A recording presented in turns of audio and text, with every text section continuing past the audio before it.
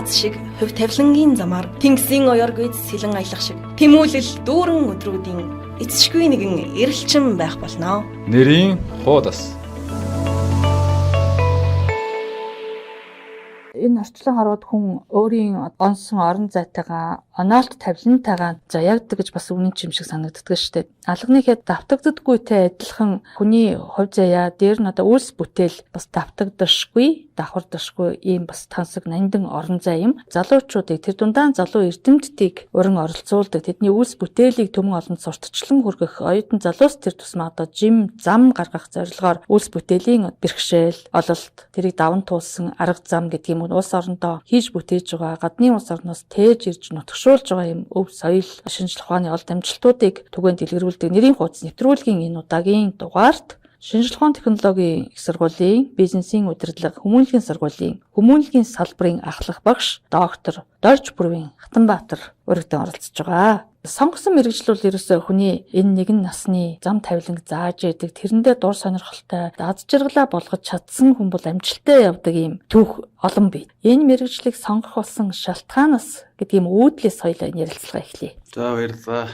Юуны өмнө нэвтрүүлэгт оролцуулж байгаа та бүхэнд баярлалаа. За би болохоор археологч мэргэжилтэй ийм хүн. Монгол Улсын их сургуульд 2002 оноос хойш суралцаад бакалавр, магистр 2 жилийн өмнө мөн энэ чиглэлээр археологийн ухааны докторийн нэрийг хамгаалсан. За археологч мэргэжлийг болохоор би бас их зорж сонгосон юм байгаа. 1999 онд анх 10 жил ерөнхий улс хурлын сургуулаа төгсөөд тэгээд конкурстаад тэндээ амжилт гаргаагүй. Монгол дээр конкурс өгөөд улсын хөр авч чадаагүй юм байгаа.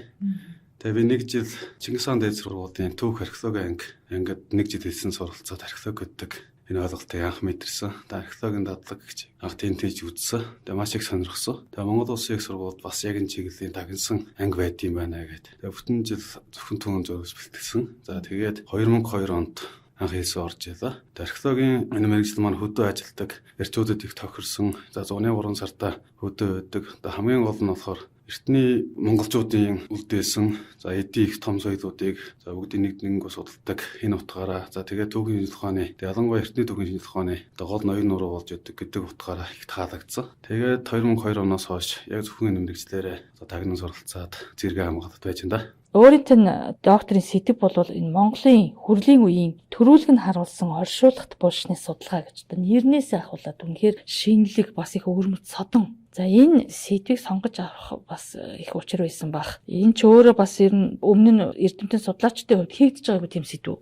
Тэгээ энэ Монголын археологийн шинжилгээ ухаанд сүүлд гарч ирж байгаа шинэ судалгааны археологийн хувьд бол соёл гэж нэрлэгдэнэ. Тэгээд Монголын хүрлийн үед тэр дундаа 100 Монгол өмнөд Монголын нутгаар байсан хүрлийн хөгжингүй үеийн шинэ соёл болж суурж байгаа. Тэгээ энэ сэдв маань уг нь бол 2003 оноос 2008 оноос хойш ингээд судлагдаад одоо археологийн шинжилгээ ухаанд бол энэ нэрээр бол ингээд хэвсэж байна. За манай багш нар болохоор Дорж Бүрвийн Наваа ингээд Монгол Улсын их сургуулийн Ахмад археологч, алдарт археологч Наваа гэж хүн байсан. За мөн Монгол Улсын их сургуулийн профессор, антропологч Түмэн гэж бас эрдэмтэн байна. За мөн Монгол Улсын их сургуулийн багш Эрдэнэ гэж эрдэмтэд байна. За эдгээр багш нар маань болохоор Дорн Монгол гэдэг төслийг хэрэгжүүлдэг байсан. За энэ төсөл болохоор Дорн Монголын бүс нутагт байгаа эртний археологийн туслуудыг малтах судлах тэгээд түүнийг хүчээ түгээн дэлгэрүүлэх энэ ажлыг хийж гүйцэтгэж байсан. За би оюутан байх ах удаа энэ төсөлд оролцож ажиллаж байсан.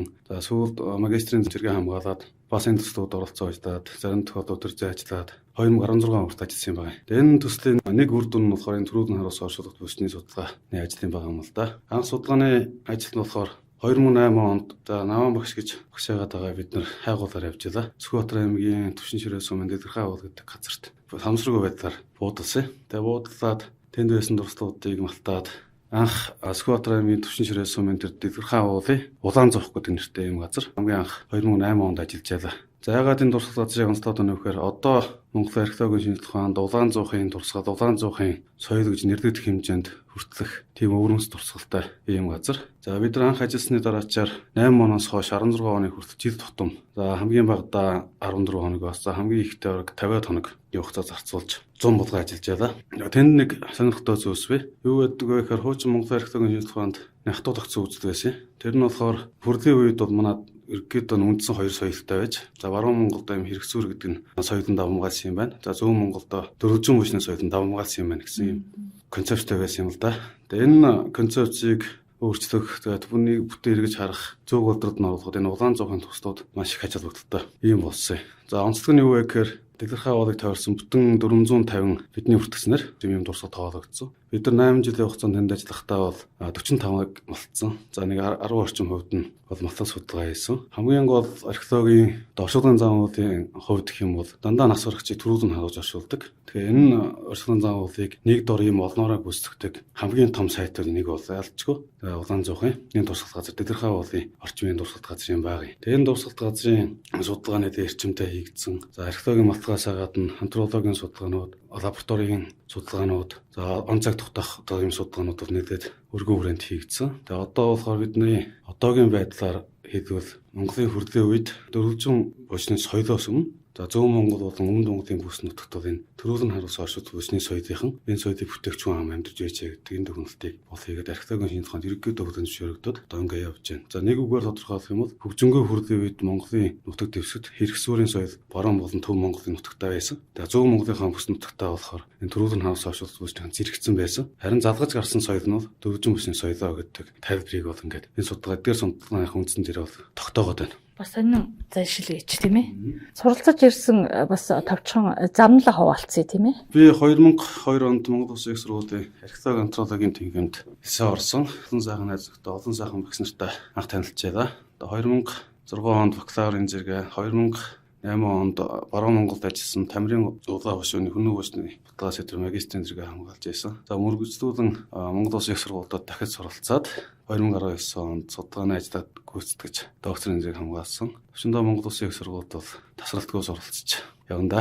Тэгээд шинэ ухааны технологийн их сургуульд бол магистрийн зэрэг хамгаалсны дараачаар ажилд орсон. Одоо шүтээстээ бол 14 дахь жилдээ ажиллаж байгаа. За тэгэхээр энэ судалгаа бүтээл бол өөрөө их найждтай хөдөлмөр. Их олон талын харьцуулалт за тэгэл их төсвөр цаг хугацаа маш их юм шаардсан ийм ажил л да. Ард нь гарсан цагт бол бас их сайхан сэтгэл ханамж авдаг. Хийсэн зүйлээрээ бахархдаг. Энэ улс орнд бол бас өгөж өгсөн араасаа олон эрдэмтэн судлаачдыг дагуулж бас шинэ зам харгуй нээсэн ийм сайхан шинэ судалгаа болдог. Судалгааны том эрэлхийллийг одоо бас санаандаа товлцсон яг энэ чиглэлээрээ ч юм уу эсвэл өөр зүйл рүү санаа бодлоо хандуулад шинэ ондоо бас шинэ зорилго товлол сэтгэлдээ тээж байгаа нь дамжиггүй. Монголын археологчдын нэгдсэн хурд гэж жил болгон Монгол даяар археологийн судалгаа хийдэг байгууллагууд судлаачид эрдэмтэд гадны эрдэмтдээ оролцсон уламжлал болгон зохион байгуулдаг жанжил тогтлоо. Монголын археологийн шинжилгээ ухаан асар хурцтай хөгжиж байгаа. Өөрөөр 5-10 жилээр яригдах хүч хэмжээний ийм хурцтай хөгжиж байна. Бид нэг 5 жилийн өмнө байсан археологийн ойлголтуудыг 5 жилийн дотор эвдэх түүнийг дэлхийд хүргэх ийм хэмжээний хуцтай болоод байна. За одоо бидний хийж байгаа чухалчилж байгаа нэг чухал ажлын нэг бол энэ жил Зохион аймгийн Алдрахаа сум нутгаас Хүннүүгийн шинэ дурсгалт газрыг нээлтгүүлээ. За энэ нь бол их олон төрөл зүйлээр их онцлог юм дурсгалт газар. За Монголд бол нийтдээ 10 гаруй мянган Хүннүүгийн жирийн иргэдийн гэж нэрлэгддэг хос оршуулгын дурсгалт бүртгэгдсэн байдгийг. За мөн Хүннүүгийн язгууртны гэгдэх одоо өвд өвчтэй чулуун дөрвөлжин одоо 70 бүхий энэ дурсгал болсон. Одоогор 1000 орчим бүртгэгдээд байгаа. Нийтдээ нэг 10 археологийн сайт байна гэж тооцдог. Нэг бас нэг Хүннүүгийн хаадуудад зурсаг зориулсан 10 дурсгалт газрыг Монголын археологчид нээлтгүүлээд байгаа. Монголын нутгаас. За хил зэрэгтэй нутгууд бас 2-3 байна. Энэ дурсгалт газрын тоог нэгээр нэмэх боломжтой боллоо. Тэгээ бид энэ хайгуулахаа үр дүнг Монголын археологчдын нэгдсэн хурал албан ёсоор танилцуулна. 22 ондоо бол тэр дурсгалт газар археологийн малтаг судалгаа хийж явуулахаар төлөвлөлөөд ингээд ажиллаж байна да. Одоо зохион байгуулалтын хувьд их өвөрмөц. Бидний хайгуул судалгааны эхний одоо төсөөллөөр бол Хүннүүгийн язгууртны булш байх магадлал маш өндөр. Зарим тохиолдолд Шамбайгийн гэж нэрлэгдээд байгаа Монголын тун сүүлийн үед илрээд байгаа бас шинэ төрлийн зохион байгуулалт төхөө бүс өрсөлдөөн дурслууд бас тэр дотор бий. Тэгээ ингээд үзэх юм бол бид нар эхний төлөвлөгөөгөөр ямар боловчиг Хүннүү ба Хүннүүгийн язгууртны дурсгал байх магадaltaй. За нөгөө талаар Шамбайгийн үед холбогдох юм дурсгал байх магадaltaй гэдэг. Адил хөвлөн шинэ тоон маш өндөр ажил үзүүлэх юм дурсгал учраас их хүлээлттэй байна. Их олон зүйлс мөрөөдж байна. Тэгээ Монгол Улсын шинэ тоон технологийн их сургуулиас энэ ажлыг энэ жил одоо багтаа зохион явуулахаар ингээд төлөвлөж байгаа. Намараас эхний үр дүнгууд гарч ирэх баха. За тэгэхээр энэ мэрэгжлийн ажил энэ судалгааныхаа нэр хөдөлмөрөөс гадна ер нь хувь хүнийхээ хувьд ямар хобби сонирхолтой вэ? Манай шүтэст манай хүмүүдгийн салбарт Болдбаатар гэж багш бай. За гэрэл зураг өөрөө их сонирхтой хүн. Өөрөө бас урдгийн их өндөр мэдрэмжтэй. Бид их олон удаа хөдөөгдөө айдаар зугаалгаар ажиллаар хамт ажиллаж яадаг. За байнга ажиллаж явдаг. Тэгээ энэ хүний маань манай залуу багш нар сургасан нэг зүйл байдаг. Тэр нь бол гэрэл зураг авахын сонирхол байдгийн. Тэгээ гэрэл зураг сонирхдаг залуучууд одоо манай тэнхимд манай салбарт бол нийтэдгүй болсон байна. Зарим нэлээ алдартай зурагчд болоод ингээд явж байгаа. Тэгээ ер нь зав чөлөөгээр бол гэрэл зураг хөөсөлдөх, гэрэл зураг авахтаа ажлынхаа зав заагаар хөдөө гадаа явахдаа бас энэ төрлийн одоо сонирхлоо нэлээ хэрэгжүүлдэг юм уу? Гэрэл зургийг бол нэлээд таашаад сонирхож байна да. Ажилдаа носгүй илдаатай юм байна шүү дээ, тийм ээ. Хөдөө гадаа байнга явдаг хүнд чинь. Өөрийгөө ялах үндэс болсон хичээл сэтгэлийг анд нөхрөө болгоорой. Энэ чанар чиний амжилтанд хүрэх урт аяны чинь итгэл найдвартай унаа хүсэг болж өгнө. Нэрийн хуудас нэвтрүүлэг. За, нэрийн хуудас нэвтрүүлгийн энэ удаагийн дугаарт шинжлэх ухааны технологийн их сургуулийн бизнесийн удирдлага хүмүүнлэгийн сургуулийн хүмүүнлэгийн салбарын ахлах багш доктор Дорж Пүрвийн Хатанбаатар гэж хэрхэм өргөдөө оролцож байгаа. Ер нь хүний манлайлах чадвар тэр дундаа энэ залуусын энэ улс орондоо хэрэгтэй зүйлсийн төлөө чин сэтгэл хөдөлмөр цуцшгүй зүтгэлээ зориулах энэ гурван цогц нийлэмжтэр хүний ч өөрийнх нь амжилтын түүх дээр нь улс орондоо хэрэгтэй зүйлсийн цогцлол бүрддэг юм шиг санагддгийг. Тэгэхээр энэ манлайлах чадварын тухайд өөрөө ямар бодол хэрэгцүүлэлтэд явдггүй. Хүн бас өөрийн хувийн амжилтаас гадна олон шавнар дүүнраа дугуй тэнгийнхнийг дагуулах үлгэрлэл бол одоо өөрөө тэгээд явъя гэхгүй ч гэлээ гэсэн одоо буу амьдралынхаа замналаар хүн араасаа дандаа сайхан тод зам гаргаж явдаг шүү дээ, тийм ээ. Манай археологийн салбар нэг онцлогтой. Бид бусад одоо мэргэжилтнүүдийг бодвол жидийн 4 өдөр баг хамт байдаг гэж хэлж болно. Зуны өдрөд бол хөдөө байхад бол ялангуяа их ойрын харилцаа үүсдэг. За нэг басны тэр чин өдөр шөнөгөөтэндээ хамт цоолж амьдрал ажиллаад ингээд явдаг болохоор илүү их дотн байдаг. Ах トゥ угийн харилцаа, найз нөхдөд харилцаа. За одоо нөө эрдэм шинжилгээ бусад зүйлээ харилцаан сэдвүүтэй тийм ах トゥ усын харилцаа, тэгээ багш авийн харилцаа их өргөждөг.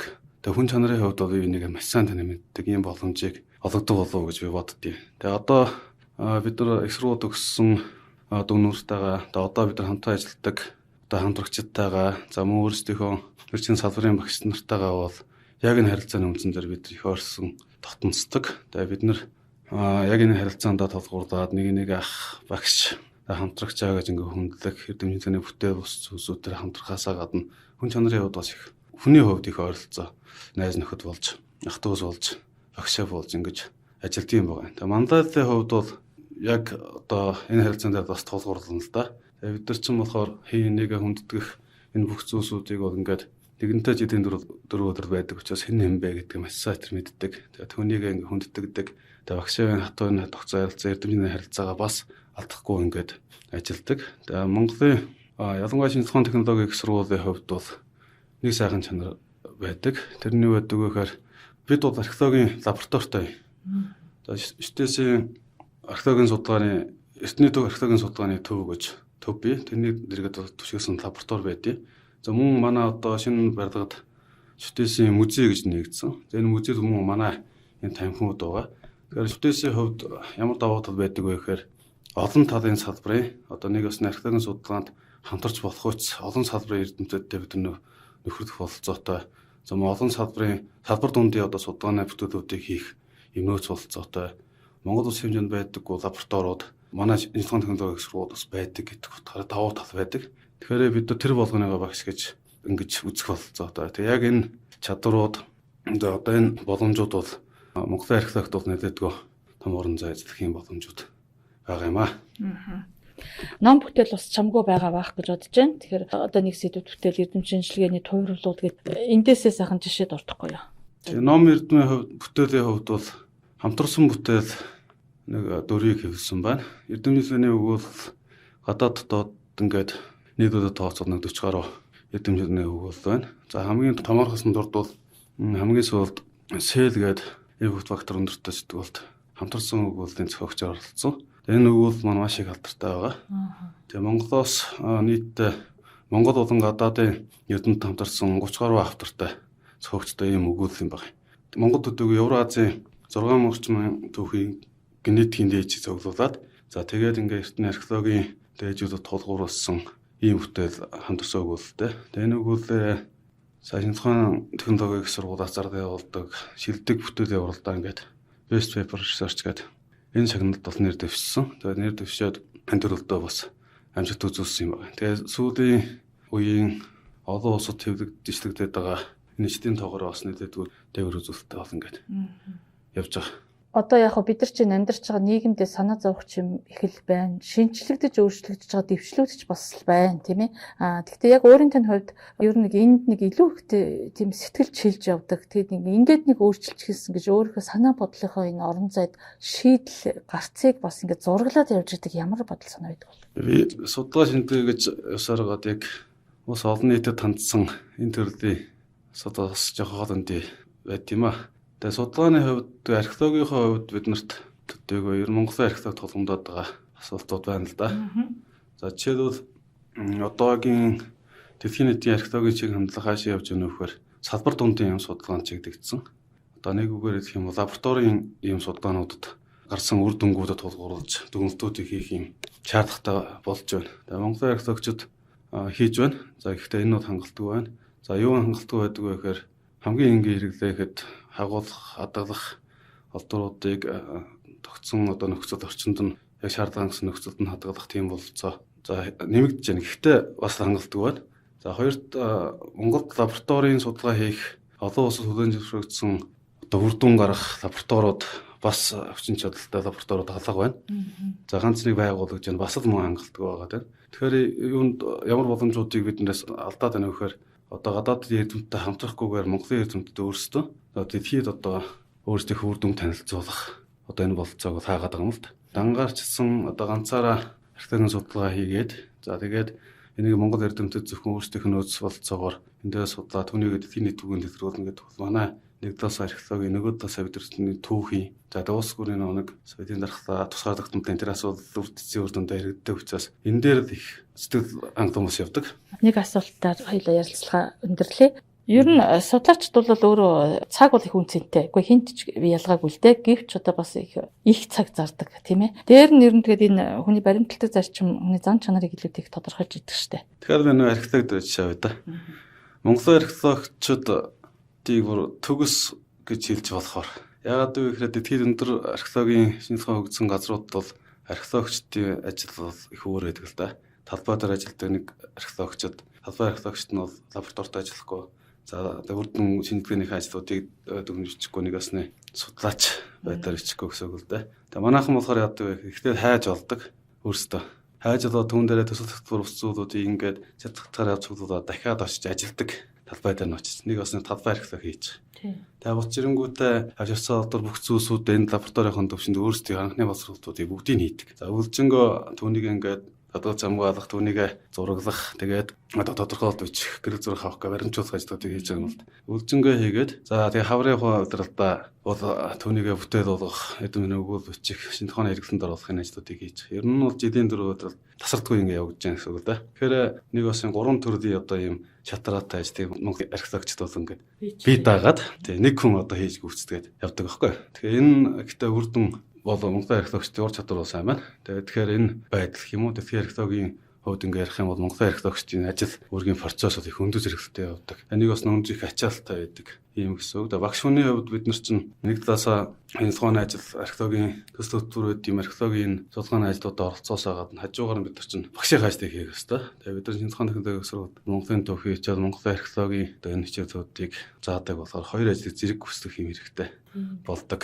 Тэгээ энэ болгон дээр цаг баримтлах, төлөвлөгөөтэй ажиллах зарчим их чухал та. За эрдэм судалгааных нь ерөнхий үйлсэд амжилт хүсье. За урьд оролцуулсан та бүхэнд маш их баярлалаа. За нэрийн хуудас нэвтрүүлгийн энэ удаагийн дугаарт шинжлэх ухааны технологийн их сургуулийн бизнесийн удирдлага хүмүүнлэгийн сургуулийн хүмүүнлэгийн салбарын ахлах багш доктор Дорж Пүрвийн Атанбаатар өргөдөө оролцлоо. Амьдралынхаа зорилгыг тодорхойлоход өөртөө итгэхэд л хамгаас чухал. Тавлсан зорилгоо бодтой гэдэгт үнэмших гүн төсөөлөл бас зайлшгүй чухал. Итгэл, үнэмшил, төсөөлөл дээрээ дөрүүлсэн чин зүтгэл, шантрашгүй хөдөлмөр, холыг туулах их замын тань жолоо цулбуур байх болно. Нэрийн хуудас нэвтрүүлэг.